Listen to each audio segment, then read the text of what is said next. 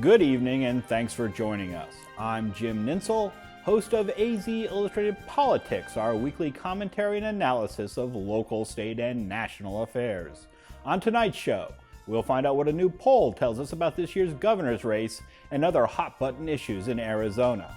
Plus, we'll find out the latest on the state legislature and talk about why the Tucson City Council created a new César Chavez holiday for city workers.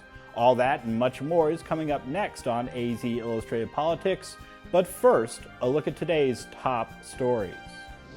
Hundreds of wildfire fighters from around the country will train in Prescott this weekend. They'll review the latest firefighting techniques and focus on safety issues. The deaths of last year of 19 hotshot firefighters in nearby Yarnell will be at the tops of their minds. Officials say drought conditions mean wildfires are burning hotter and moving faster than ever, and firefighters have to be at the ready. Children's advocates are continuing to press for solutions to Arizona's Child Protective Services crisis. A coalition of advocates made an assessment in Phoenix today of what's been done so far to improve CPS. They say much more is needed than the nearly $7 million the legislature approved to hire new caseworkers. One advocate, Dana Wolf-Neymark of Children's Action Alliance, says making CPS an independent agency isn't the only solution. Neymark says the state must create a framework for change that can be built on in years to come. Tucson motorists are being warned of traffic jams downtown on Saturday as professional bicycle racers take to the streets. It's the annual Old Pueblo Grand Prix, covering laps on a 6/10 of a mile course. The race starts at 3:15 p.m. and ends about 7 p.m. And that's a look at tonight's headlines. I'm Gwen Eiffel. On the next news hour, we discuss the standoff in Ukraine and military sexual assaults in the U.S. with the chairman of the Joint Chiefs of Staff. That's Friday on the PBS NewsHour. Tonight, Arizona Week focuses on water usage and supply in Arizona. With drought-like conditions in the Southwest, how is Southern Arizona's water supply doing, and what might the future hold? Reuse of every drop of reclaimed water that we produce is going to be both an economically viable thing for us to do and will allow us to reduce the cost on the seawater desalination option so we can import less water. That's tonight at 8:30 on PBS 6.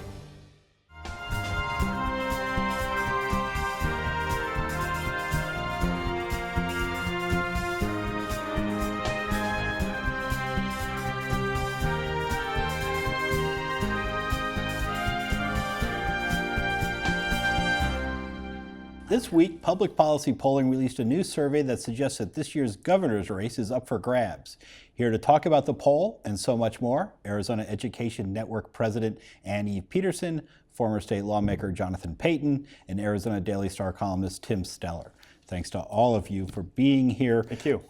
Tim, this public policy polling survey showed some interesting results. Let's start with the governor's race.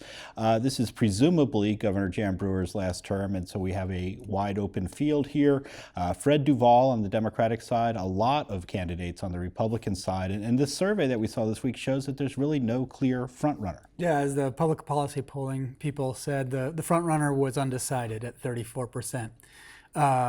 Ken Bennett was the leading person at 20%, and 16% for what's the businesswoman's name? Christine Jones. And Name ID issues. Name ID obviously. is an issue not just for the public, but for us as well. So maybe the biggest surprise out of the whole thing was that Doug Ducey, who many people consider to be the leading candidate on the Republican side, chimed in with just 6% underneath disbarred former Maricopa County attorney Andrew Thomas, who had 9% in the poll. So the race is clearly up in the air now. Not a lot of name ID for any of the candidates, but at least Ken Bennett, the Secretary of State, has something to crow about. And Jonathan, Ducey has raised more money than any of the other candidates, but who do you think, from your perspective, who are the top tier candidates at this Republican primary? When they tell you it's all about the money, it really is all about the money. At the end of the day, if you have clean elections, as some of these candidates do, basically 1 week of TV is basically what you can afford, provided you don't spend any money on anything else. So anybody that's taking clean elections money is going to have a tough time getting anywhere in this race. I think Christine Jones, she got as high as she did. She's a woman in a field of men that gives her an advantage, at least for 10% added. We'll find out how much she raises or how much she puts in. I think Doug Ducey has an awful lot of money. You can buy name ID with that kind of money that he's got. He already has what the clean elections candidates would be getting. He already has that in the bank. You don't have a statewide elected Democrat in Arizona right now. I think it's going to be very difficult to beat whoever the nominee is, and I think it would be Jones, Smith, or Ducey are probably right now, I think, in the best position financially. You say Scott Smith, you mean Scott Smith, the mayor of Mesa, who is getting into this race. Right. Okay, and Brewer, Jan Brewer's talking about possibly running again. Is she going to get into this? I don't think so, but I mean, there's obviously machinations going on about the courts and everything else, trying to figure out, is it possible that she could? And I don't know that she is, because she's talked about it, but not in a very aggressive way. So I don't really get the feeling that she's planning on doing this. Obviously, that would be a game changer if she were to do it. It would be a game changer not only in a primary, but also in the general election as well. And Ann-Eve, Democrat Fred Duvall released his own poll earlier this week, and it lined up with a lot of what the public policy poll was saying about the lack of name ID among all of these candidates. And Team Duvall took particular encouragement from a response to a question that said, would you prefer a governor who is going to invest in education or a governor who is going to cut your taxes? And they saw some really encouraging numbers there, not only from Democrats, but also from independents and from Republican women, younger Republican women. That's right. And I think what was interesting about that poll is that it showed that education rather than immigration is the #1 issue among likely voters, and that voters are starting to get the connection between education and economic development, which prior to this, it wasn't clear that they had actually made that connection. And so I think this helps a candidate like Fred Duvall, who has been a member of the Arizona Board of Regents and who has been a strong supporter of public education. I think it hurts candidates like Doug Ducey if he is to make it out of the primary, because he has come out against public education. He was the face, a very negative and critical face in Proposition 204 against public education. And I don't think that's going to help him if he does make it out of the primary. He has some other liabilities, and I'm not surprised that he has not been able to bounce up to the double digits. He has aligned himself with Kathy Herod, who most people in his party are now scrambling as fast as they can to get away from. She is on his policy committee. She was the architect of SB 1062, and he was called upon this week to distance himself from her and to remove her from his policy committee, and he refused to do so. And I think, again, if he does make it out of the primary, that may help him in the primary because she can turn out votes, but it is definitely not going to help him in the general to be aligned with such an extremist and also to be viewed as the anti-public education candidate. I'd like to respond to that really briefly, in that I think 204, being against 204, was a very smart move on his part because the public overwhelmingly rejected 204. And I don't think that makes him anti-education, it makes him anti-tax. And I think that could very well translate into somebody who supports, for example, school choice, other things. People talked about education. I don't know if they said exactly how they want to see kids educated. They might want them to be educated in a public school setting. They might want them to be educated in a private school setting. We don't know the answer to that. Well, either way it cuts, you need a public investment to educate the children of Arizona. And Arizona, the legislature has cut $3 billion. Absolutely. And you, unfortunately, were a part of the team that cut education so deeply in the state of Arizona. And I think the problem... So, no, if I can just finish. When Doug Ducey ran, he really was running for governor in the Prop 204 race, he made so many misstatements about public education, it was outrageous. And he criticized the superintendents who are educating the majority, 85%, of students in education. He made very derisive comments about them. So I do not view him as being pro-public education, and we consider charters to be part of public education. This hurt all children and hurt all sources, funding, people who would have benefited from the sources. And the public voted overwhelmingly against Prop 204. Because he went out and engaged in a lot of misinformation and used dark money to attack it. And we should point out you chaired that effort to pass 204. So I know a lot about what happened. And Jonathan, last word here. I just want to say the public spoke. I don't know that they were misled. I think the public definitively said that they didn't like raising taxes. and the shell game that went on with all the different interests that were behind Prop 204.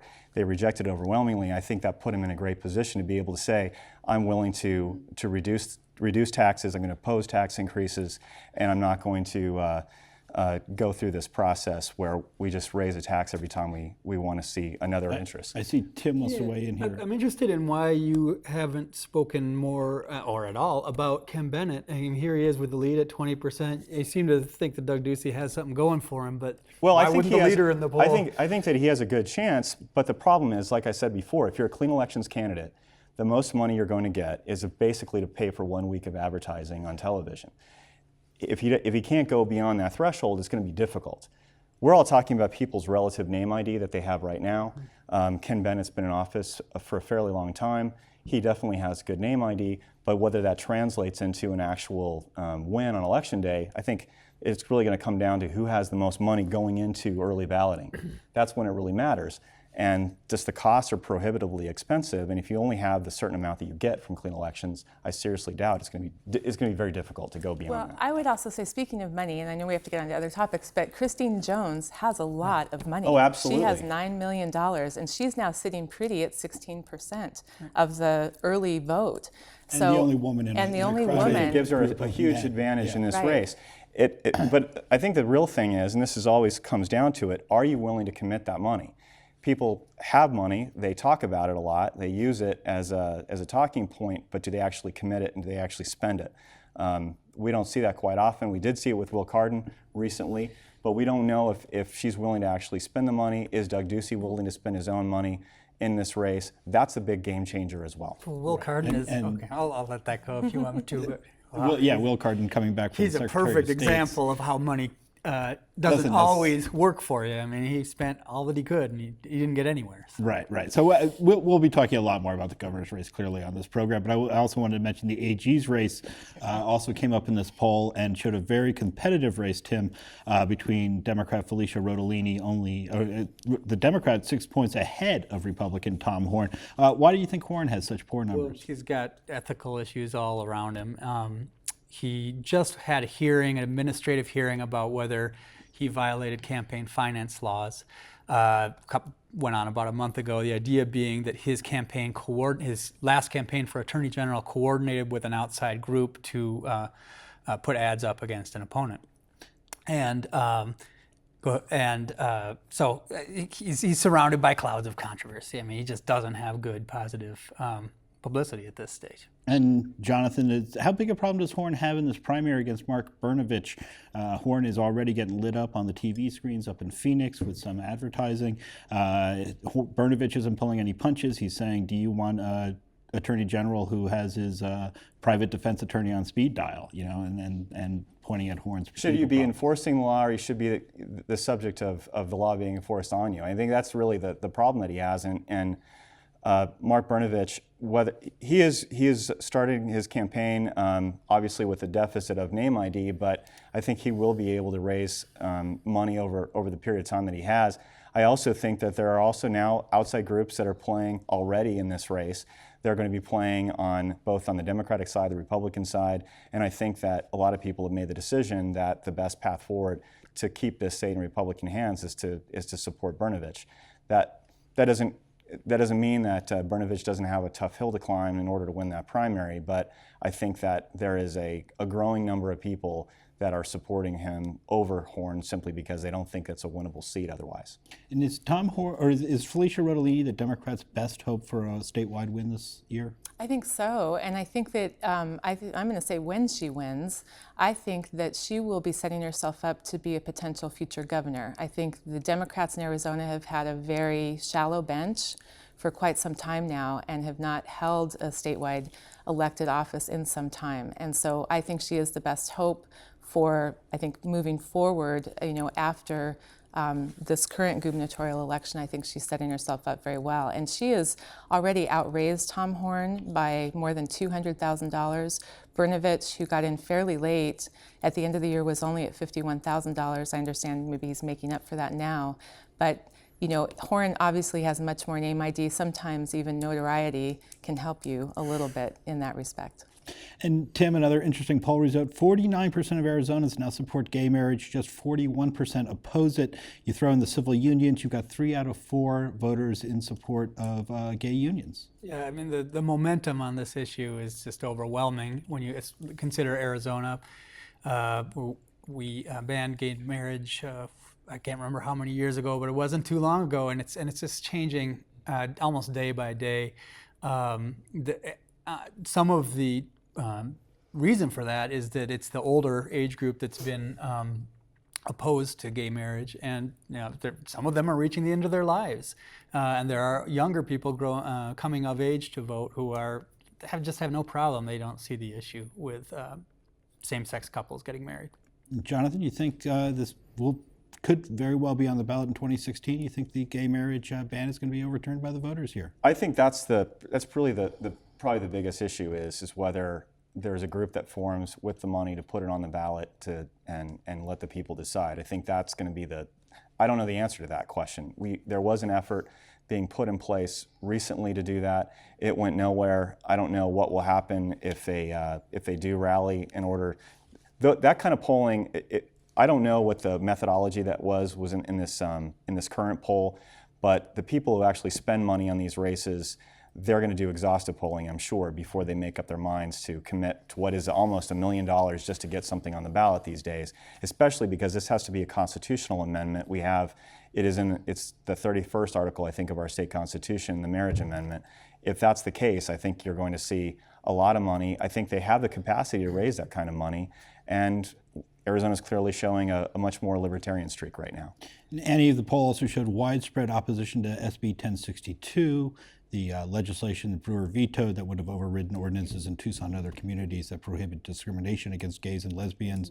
It seems like legislation like this, the gay marriage bans, they worked as a wedge issue for Republicans against Democrats about 10 years ago, and that's almost flipped around. Now they're becoming wedge issues for Republicans.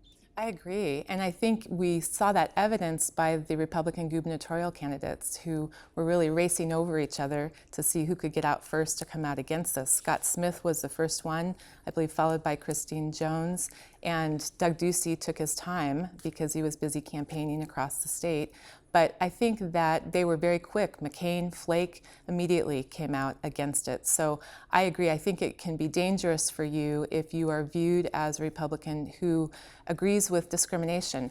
What I think is interesting is the difference between the people who opposed SB 1062 in the poll versus the people who are in favor of legalizing gay marriage. There's still a split there. So you still have some people polled who say, okay, SB 1062, is wrong, but I'm still not necessarily down for legalizing gay marriage. And Tim is right, it is still sort of the older electorate that says we don't believe in discrimination, but we're not quite there yet in terms of legalizing gay marriage. And I think when you look at a statewide, constitutional amendment, you are looking at having to have numbers much higher than 49%, which is what they're at right now in terms of the number of Arizonans that would vote to legalize gay marriage. So they're not going to want to spend millions of dollars until that number bounces up.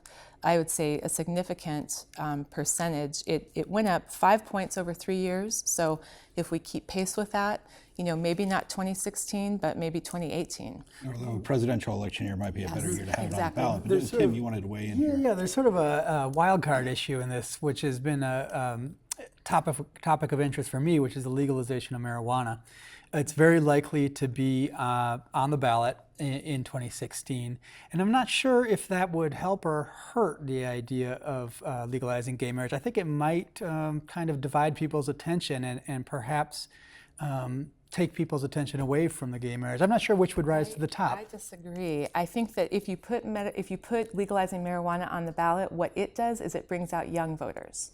And so if you bring out young voters, it's the young voters who are willing to vote for legalizing gay marriage. So I think if you did a dual package, you would, see some, younger voters getting to the polls. Then there's the money thing that Jonathan's so good at, which is that, there will be some, they're going to be fundraising from the same pools to a certain extent. So it might be a little difficult to raise enough money for both efforts. And I want to just real quickly mention John McCain had the worst approval ratings in the country according to this poll.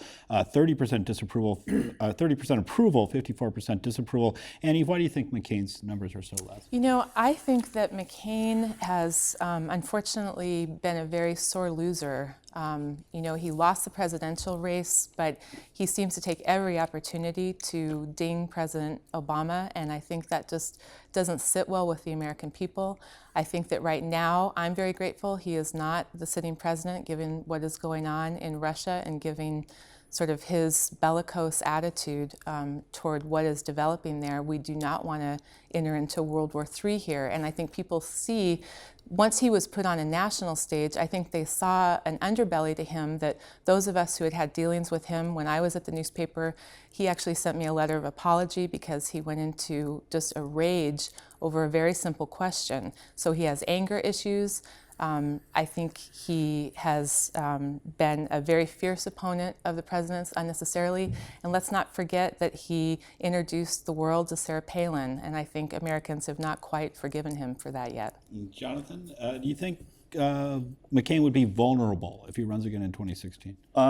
I think that I just have a different take, I guess, on all of the reasons that were just given, I think, are not the reasons why his numbers are going down. His numbers are going down because Republicans are not happy for the exact opposite reason. They think that he hasn't been strong enough on a lot of these issues regarding the president on immigration, on guns, on a whole host of things. And he's making both sides unhappy. Well, clearly. I mean, that's when you make everybody unhappy. Some people say that's when you're right. Other people say that's when you're on your way out. So I don't know exactly how that works, but I know that a lot of Republicans that have been big supporters feel that that a lot of these issues, it's a bridge too far. And the only issue that they feel that he's gone consistently to the right on has been foreign policy issues. And right now, the libertarian movement in the Republican Party is pretty strong. I would say, though, that I would want him to be the president if I were living in Ukraine right now, because I think that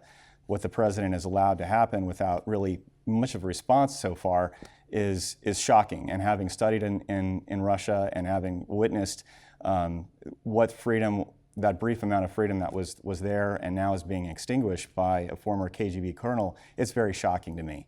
But I do think that there's going to be some serious problems in the next election cycle, and I think the McCain campaign knows that, and they've been gearing up pretty quickly. And Tim, you look like you wanted to weigh in. I think there's a dissatisfaction with McCain from an Arizona perspective. I mean, he is really more of a national political figure than he is an Arizona figure, even though he represents us all.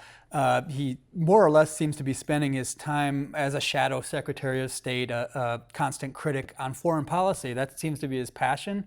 And while he does come here for the occasional forum and open house and takes questions, which is something he likes to do, he doesn't seem to care about these local issues. What he's passionate about is these foreign policy issues, and the rest of us are just kind of wondering when he'll pay some attention to us. And Jeff Flake's numbers aren't much better, 27% approval, 47% disapproval.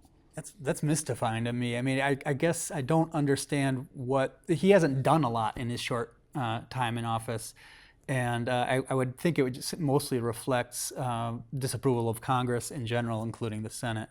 But I'd be interested to hear what others think. Yeah, Jonathan, what about Flakes? Is this the same thing where Democrats are inclined to dislike him naturally, but he's also upset Republicans with immigration reform and some of these gun votes? It's possible, but I think, to be honest with you, the one big advantage he has is he doesn't have an election until 2018, where it's more obviously. It's more of a problem for McCain, whose election is imminent, and when you're seeing problems both in the primary and the general, that's when you're extremely vulnerable. I don't know as far as Jeff Flake is concerned. It could be that he's just starting out. He's been supportive of Senator McCain. I don't know what the reasons are. I haven't seen any specific breakouts of polling or crosstabs or anything like that, but he has plenty of time to make up for that, but his seatmate doesn't. That's the problem. We are very, very close to being done with the show. 4 minutes left, and I definitely wanted to talk about what's going on at the Capitol, and in particular, the CPS reform. We had this case again this week, very sad story of a 3-year-old boy's body found, and apparently CPS was involved with his family at some point, and this was one of the big things that Jan Brewer came out with early in the session. She said CPS reform is where we need to focus our attentions this year, and where is this going, Tim? We haven't seen a whole lot at the Capitol. Right. So a lot of other issues, but not CPS. Right. One of Jan Brewer's complaints about SB 1062 when it came to her desk was that it was the first bill to land on her desk, whereas she thought there were more substantive issues to deal with, such as CPS reform. I don't know that people in Phoenix pay that much attention to what happens down here, but this is a really shocking, again, another really shocking example of what can go wrong. I'm not saying that CPS is necessarily at fault here, but they did have involvement with this family and apparently allowed a child to go back with someone who eventually let him die. So it's got to be a priority, and perhaps they can leverage this into some action. And Jonathan, you've worked on some CPS issues in the past, and yet we're still finding these situations. I think that the one of the things that's being discussed right now, and I think it's a key element in this, is that the only reason we found out about the call center problems and the fact that there were kids that were not being investigated is you had someone from the outside was basically embedded in there and was able to see what was going on. Right now, if you want to get public records from CPS to find out their involvement in a fatality or near fatality, you have to go through a phalanx of lawyers at the AG's office. And they have advised basically from the time of Janet Napolitano through the time of Tom Horn, they have advised not to release anything. That, to me, is unconscionable, because the only way you can get accountability for any of this is to find out exactly what they're doing and the mistakes they're making. If it takes someone from the outside to find that out, and you're actively blocking that because of these lawyers saying that they can't release anything, I think that's going to be a very difficult hurdle for them to get over.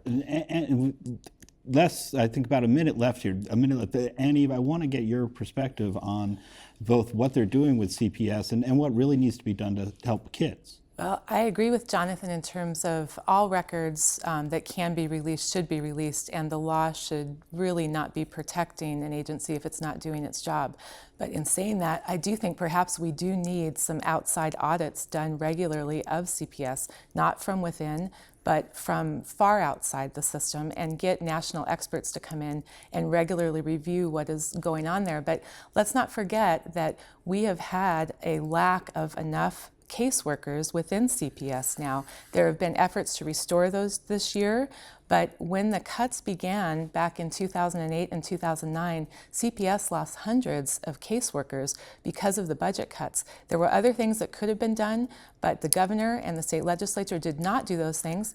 Senator Paton at the time warned that children were going to die, and he was correct. We now have children who have died because of what took place at that time with regard to the budget cuts. All right, and unfortunately we're out of time. There was a lot left to talk about on the table. Maybe we need to go an hour-long show at some point, but we will be right back with some closing thoughts. That's our show for today, but you can learn more about politics by visiting news.azpm.org or by following us on Facebook and Twitter. I'm Jim Ninsel. Thanks for watching another edition of AZ Illustrated Politics.